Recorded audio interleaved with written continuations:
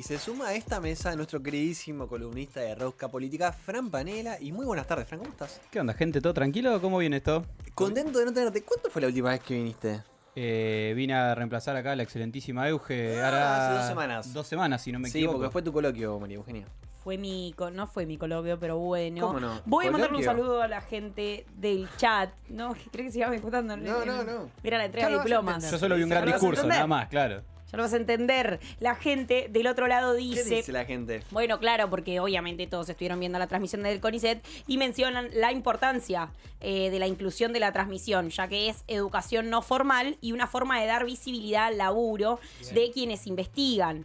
Y dice como que sería espectacular que se realice lo mismo con las ciencias sociales. Efectivamente, porque vieron que a veces las investigaciones tienen un poco ese déficit de llegar a la divulgación concreta de lo que se hace, de la utilidad. Así que muy bien, Flor, ahí marcando esto que es cierto, es una forma de educación no formal, enterarnos. Sí, aparte se abrió mucho la discusión sobre el rol social del investigador o no, ¿no? Hasta qué punto la formación del investigador está ligada a la divulgación también, si tienen que hacerlo el mismo, si las instituciones en las que está tienen que tener un área de divulgación. Vi que se armó toda esa discusión en redes también en base a eso, que está bastante piola porque va revitalizando debates que parece que quedan viejos, pero están a fin de cuentas. Fran, antes de empezar nuestra columna de Rosca Política, te quiero contar Sí. que el diputado por el Nuevo Más, Juan Cruz Ramat, tomó caña con ruda.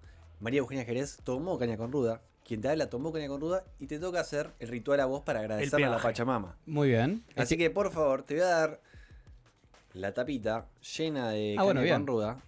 Y vos tenés que hacer un shot y decirnos qué te parece. Bueno. Nuestra productora Florencia Basto. Uy, conflictivo. Tenga cuidado los El apuntes, pasamano, por a favor, ver. Juan, no te quiero manchar nada. No, Eh, casi le tomo un poquito. Nuestra No, productora no. Florencia Basto dice que te raspa la garganta. Para mí no te raspa la garganta. Ok. A ver Estuvimos qué dice. discutiendo, Fran está tomando agradece. Agradece a la Pachamama. Está bueno. Gracias, Muy rico. Pachamama. Gracias, Pachamama. Muy bien. Por supuesto. ¿Y te parece suave, fuerte? Suave, está ¿Viste? bonito. Me parece que a mí también me pareció. Está lindo. Ya de Lo tiempo justo, de que- el calorcito en la garganta justo y necesario. Sí, no está bien. fuerte para nada. Bien Qué para buen plano ese, mesa de debate parece. Mal, ¿no? Está Con bien. ese plano, Sí. lo que quiero saber si está fuerte o para nada Sí, es la ruptura sí. del triángulo de hierro. El Triángulo de Hierro. Triángulo Bueno, de Hierro. no sé si tuvieron el placer de escuchar las 3 horas ayer de nuestro presidente en el stream de Fantino, el conversatorio. Estamos viendo al CONICET en Ah, ese nah, ven cosas que falta formación, entonces. Uno podía ver el stream donde hay esos seres que uno no entiende y son vivos y están desarrollados o no. O podía ver, si no, también la transmisión del CONICET, que estaba bastante interesante. Pero sí, yo al aviso de venir a hacer la columna, por supuesto que hubo que consumir no solo esas 3 horas, sino también las 2 horas y media de máximo también en On The Record, así que fueron largas horas de video para poder venir. Verán ustedes y sabrán apreciar el profesionalismo Por- de Fran, nuestro columnista de política. Por favor. Fue Milei justamente a Fantino, con la excusa de hablar de un par de libros sobre teoría económica y demás, obviamente. Cayó por casualidad con todo su equipo económico, sobre todo con Caputo y Bausili, que ya tenía hasta las sillas listas como para entrar a hablar, así que tal vez no era un conversatorio de filosofía la idea, a fin de cuentas, de la charla. Pero sí salir a hablar en un momento muy álgido, ¿no? De varios días de la suba del dólar, sobre todo, y de que se acusa mucha volatilidad del mercado también, como para poder llevar algo de tranquilidad, ¿no? Si se puede llamar de esa manera, sobre todo a los mercados grandes de capitales, ¿no? No tanto a los pequeños compradores. Varias cuestiones de lo que habló Milei, ¿no? Junto con Caputo y Bausili, más allá de la cuestión estrictamente técnica, ¿no? De la economía, si bien podemos incursionar un poco en eso, si es lo que quieran. Dio varias cuestiones políticas, ¿no? Esta idea de que los problemas del Triángulo de Hierro están terminados, ¿sí? Milei necesita cerrar esa brecha, esa interna narrativamente, no le conviene que siga esa cuestión. Habló de la división en el gobierno también, ¿no? Como Karina para la política, Santiago para la gestión, y lo incluyó, o sea, ya no sería un triángulo justamente, pero él dijo un triángulo de 4 puntas porque lo incluyó también a él y a Francos como el articulador entre esas negociaciones también. Un Francos que va creciendo en la consideración de Milei, al mismo tiempo que Francos tiene que crecer en la consideración de Milei para que Karina no termine de desbalancear el triángulo, ¿no? Porque básicamente las expectativas de Karina son que Adorni sea el jefe de gabinete, lo cual terminaría de inclinar esa balanza política contra Santiago Caputo, a final de cuentas.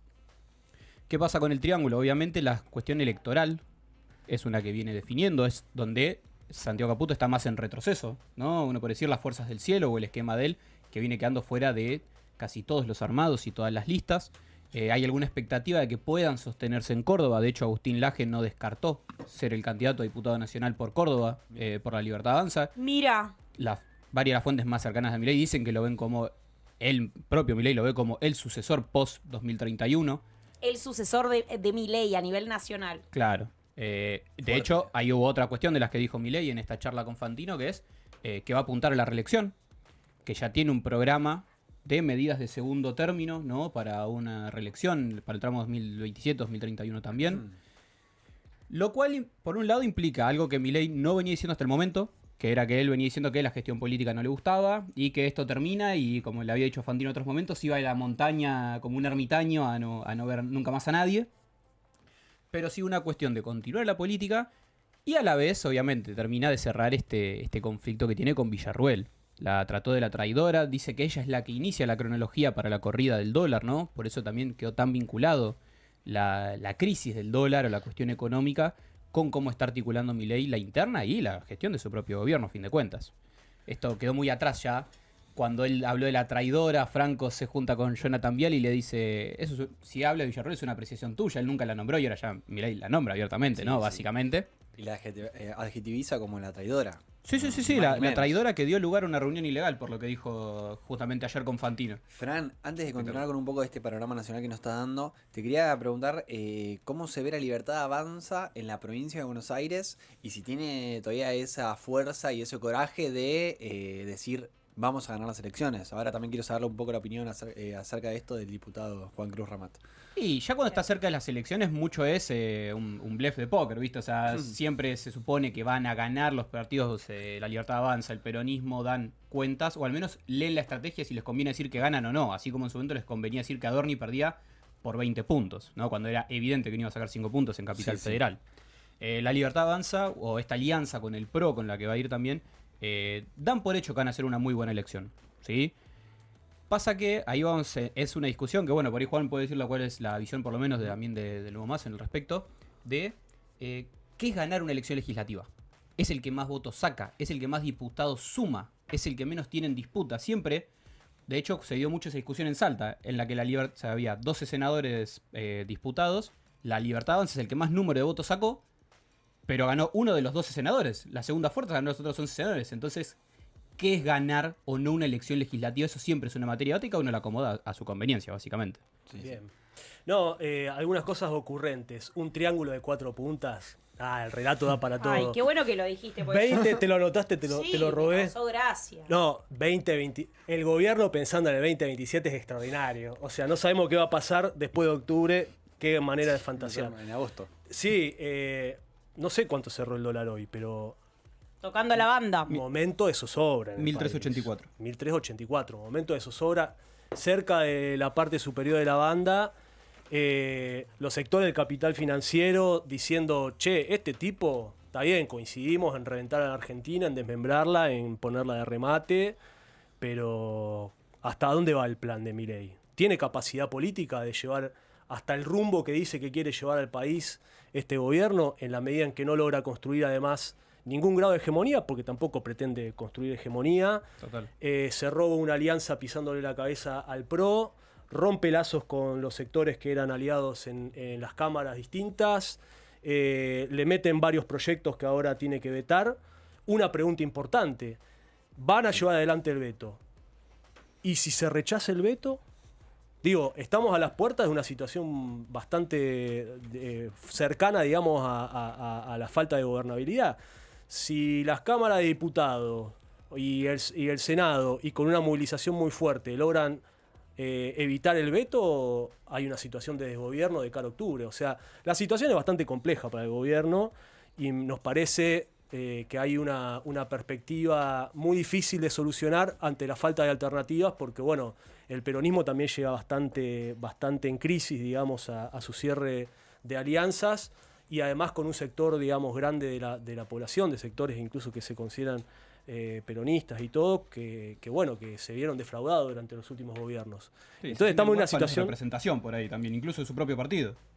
totalmente, lo de la presentación fue escandaloso, pero también hay una memoria de la historia reciente que hace que nos parece a nosotros, las fuerzas anticapitalistas, tengamos mucho para decir y mucho para aportar en el rumbo futuro del país.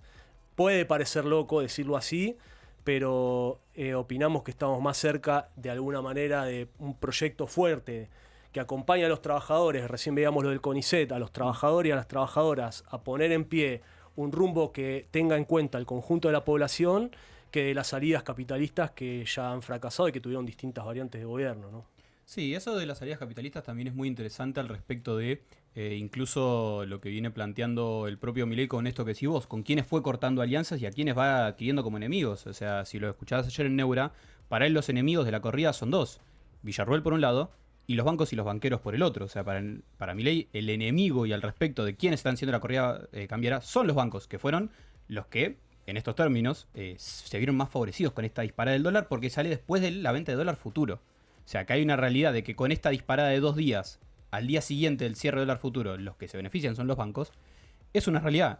Hay parte del gobierno de Milei, que en esto acá coincido con Juan, no es que el gobierno de Milei esté enemistado con el gran capital, ni mucho menos, pero el gran capital, lejos de ser una fuerza homogénea, también tiene sus sectores y sus reclamos propios. Los banqueros, cuando el gobierno nacional le saca las LEFI, lejos de dar crédito a la gente para que pueda consumir, va directamente a presionar por el dólar. Eso es una realidad también, que al fin y al cabo lo que afecta es al bolsillo de uno.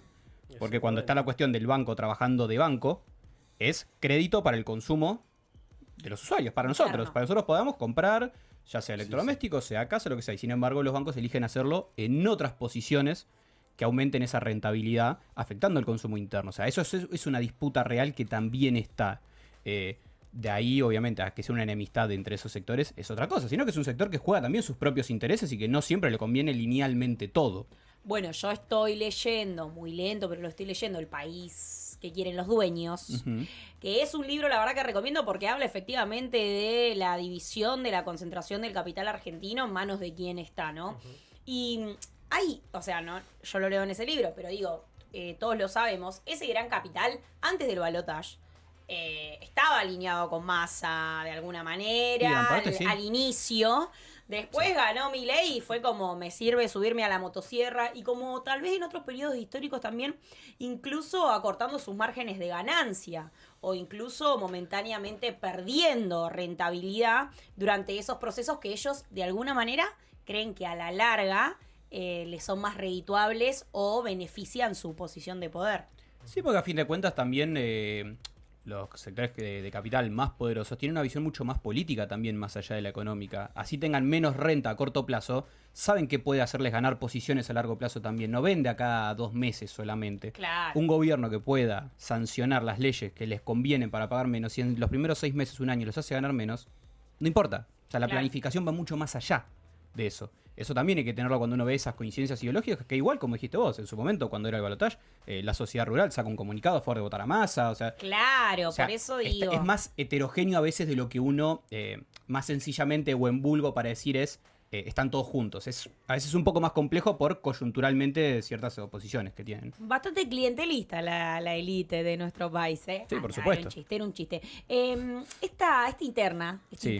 no sea solamente del lado de la libertad avanza.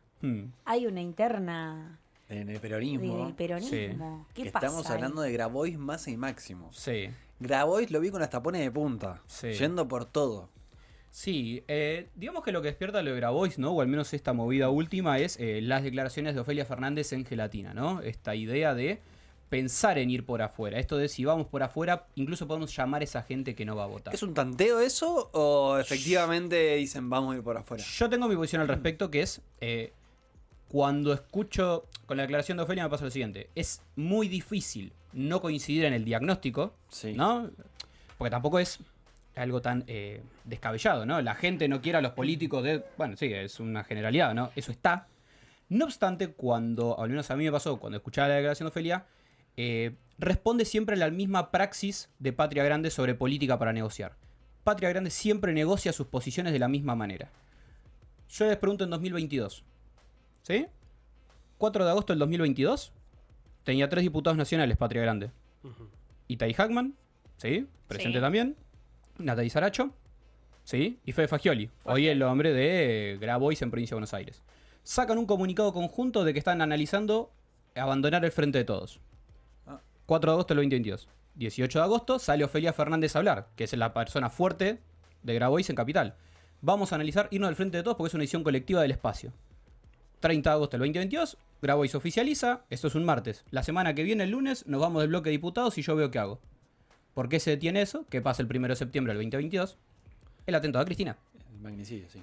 Patria Grande siempre negocia sus roles y sus bancas de la misma manera. Vos tenés siempre a Itay Hackman, Ofelia y Fagioli que salen atacando diferentes puntos hasta que sale Grabois por encima y muerde a ver qué es lo que se muerde de esos primeros puntapiés que van dando. Siempre es el mismo sistemático cada vez que han tenido que negociar algo dentro del espacio. Claro, porque de alguna forma las primeras palabras o las que más resonaron, lo que vos decís, hay una estrategia también de sacar a Ofelia a hablar, que es la que más por ahí repercusión y que es quien creo logra representar o tomar las sensaciones de mucha gente dentro del peronismo. Pero después de que Ofelia sale a decir esto de, che, si esto va a ser lo mismo, tal vez deberíamos ir por afuera.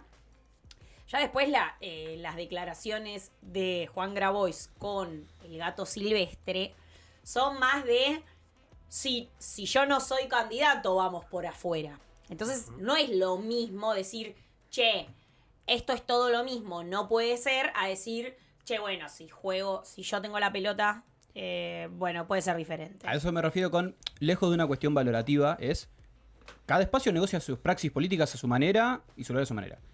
Patria Grande siempre tiene el mismo mecanismo. De hecho, Ofelia dice eso un día. A los 3 días va Itay Hackman a Futurock a decir, ¿pero por qué no encabeza Grabois? En vez de decir, rompemos.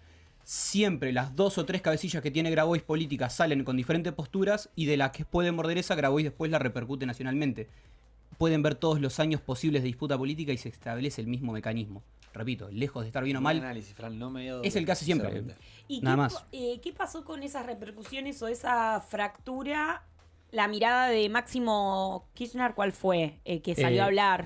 Bueno, para empezar, Massa parecía... Massa. Grabois tiene como enemigo a Massa primero, ¿no? Siempre Sí. es si Massa encabeza yo no estoy, lo mismo para la presidencial y demás. Massa, y esto lo venimos diciendo acá, juega en tándem con Máximo hace rato.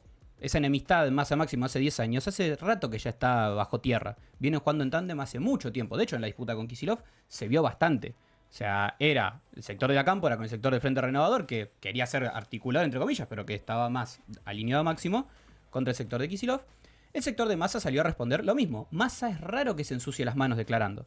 Sale a hablar Galmarini, sale a hablar en este momento Natalia Lasoto. O sea, Massa también tiene sus cabecillas para no desgastar su figura, ¿no? Salió ahora también un diputado muy duro contra Grabois, un diputado nacional, me parece, o provincial. Salió a hablar Teresa García, la presidenta de senadores. Sí. Pero sobre todo la declaración que más resonó fue en el programa de Iván Yadros, que no de récord en Cenital, fue la de Máximo. Máximo estuvo hablando casi 1 hora y media ahí en el programa, y le preguntan por la cuestión de Grabois. Máximo, sin decirlo tan abiertamente, se posicionó claramente en contra de lo que planteó Grabois. Máximo lo que dice es, porque no sé si ustedes recordarán esas posiciones de Grabois, de yo no quiero hablar más con nadie porque todos se pelean y nadie va unido, hay que hacer unidad, unidad, unidad. Máximo lo que dice ayer en Cenital es, los que nos decían que la gente por la calle decíamos que éramos unos boludos por no tener unidad, en vez de romper, ahora plantean romper por no acordar con el espacio. Hay una serie de cuestiones ahí al respecto, y eso ya de por sí demuestra cuál es el planteamiento, por lo menos de la Cámpora, en esta disputa interna, en la cual entienden que Grabois siempre actúa de esta manera, y lo que denuncian también es que en el armado interno, fuera de las declaraciones, la alianza se acordó tanto con Fagioli como con Itay Hackman, y estuvieron todos de acuerdo. Eso ya, che. Esas son versiones en privado, no sé. ¿No hay código viejo? ¿Qué pasa? ¿Cómo eso? ¿Ya habían arreglado? A mí lo que me pasa con toda esta discusión, y es un poco lo que venimos persiguiendo en la medida que vamos haciendo la campaña y todo, es que qué lejos que están de las discusiones de los problemas de la gente. Ah, sí, obvio. O sea, disputa de aparatos absolutamente. Yo percibí exactamente lo mismo que vos decías. O sea, posición, intento de negociación alrededor de los temas, golpe de efecto, discusión. Ahora bien, ¿cuál es la campaña del peronismo para la provincia? No tiene campaña todavía en no este está. momento. Todavía no No tiene tiene. ningún está tipo de nada. Todavía no campaña. tiene. ¿Qué alternativa van a ofrecer? A ver, en la provincia de Buenos Aires la mayoría de los laburantes está cobrando abajo de 900 lucas. Hay que ponerse a hablar de los problemas que realmente ocurren a la gente, y esto me parece que el peronismo está demostrando que está encerrado en su disputa de aparato y que cae mal en un sector de la gente que la está pasando muy mal y necesita una alternativa a los problemas que vive cotidianamente. No, seguro. Cuando vos tenés los números que no te llegan a fin de mes, las discusiones por cargos y bancas, la verdad que poca simpatía te generan, Totalmente. ¿no? Y que por más que uno a veces quiere enmascarar una división ideológica, una discusión que es por bancas, tarde o temprano se nota. De hecho, cada vez que interpelan a los... cuando estaba más álgida la discusión de... por ejemplo... se me fue el nombre ahora de...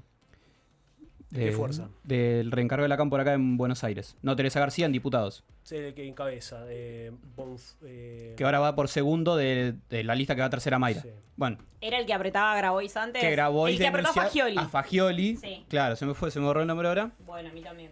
Bueno, no sé. Cuando le preguntaban cuáles eran las diferencias programáticas con los otros sectores de la interna, todos esquivan la respuesta porque en realidad no está esa división clara. Ayer se lo vuelven a preguntar a Máximo, de hecho, si entendía con los economistas de ellos y demás cuál era la división de fondo con, por ejemplo, con Axel Kicillof. Y no hay respuesta, hay medio un balbuceo, ¿viste? Bueno, en realidad las cosas de fondo, porque...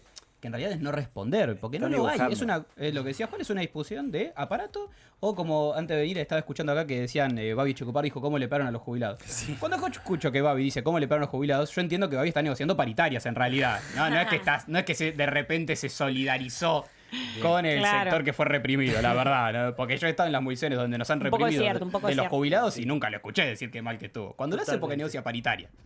Un poco es cierto. Claro. Cada gremio se defiende como puede. Yo no me meto con el gremio acá de los periodistas. Por yo favor, no me no te quiero meter. metas, Fran. Por favor. Che, bueno, yo quiero preguntar esto. ¿Hay una decisión estratégica del peronismo de llevar adelante este tipo de campaña? Esto que dice él, la campaña no arranca. ¿Hay una decisión? ¿Esto está pensado o no saben qué hacer? Porque las palabras de Ofelia también de alguna manera resuenan, porque del otro lado no hay nada. Claro. Yo, por ejemplo, pienso, o sea, hay tantos frentes atacados. ¿Por qué no hay referentes desde el peronismo, que se supone que es como el espacio mayoritario de oposición, dando como testimonio claro de, che, bueno, mira, el CONICET antes recibía esto, ahora pasa esto, acá pasa esto? O sea, digo, si supuestamente los frentes son muchos, ¿no? La recesión existe, el endeudamiento es una constante. ¿Por qué sigue habiendo esta cuestión de los referentes se guardan, salen a hablar, pero cuando es una cuestión de interna? O sea, que están transando con, no sé, con Franco. O sea, digo, ¿qué es eso? ¿Una estrategia? ¿Es desconocimiento? ¿Se piensan en el asiento? ¿Qué es lo que sucede desde tu mirada? Yo creo que hay una cuestión real de no saber dónde estar parados. Bien. El peronismo no tiene una estrategia definida hasta el momento con las elecciones. Y porque también hay algo que tiene una mecha corta, que es, no importa si es descabellado, no descabellado, etc. Vos tenés que presentar una alternativa. De hecho, si algo nos mostró la elección 2023, es que tu propuesta sea lo que no hace él, se acaba muy rápidamente en eso. Entonces vos decís, antes el CONICET recibía tanta plata y él dejó de decir, ok, ¿cómo se resuelve eso? ¿Cómo hacemos? ¿Cuál es la alternativa? Este plan de pago de deuda es imposible. Bueno, ok, estamos de acuerdo. Entonces, ¿Cómo lo hacemos? No, bueno, hay que ver porque es imposible. Bueno, entonces, en realidad no hay una propuesta de una solución. Si la propuesta es solamente posiciones defensivas, y por lo menos lo que se ve que está estudiado es que tu cuestión de representación se achica. Te vas comiendo el stock de la visión positiva que ibas teniendo antes por lo que hiciste. Pero el tema es que la gente tampoco piensa que este es el país del 2003, 2005, 2007. Es una locura pensarlo de esa manera. Tanto para bien como para mal.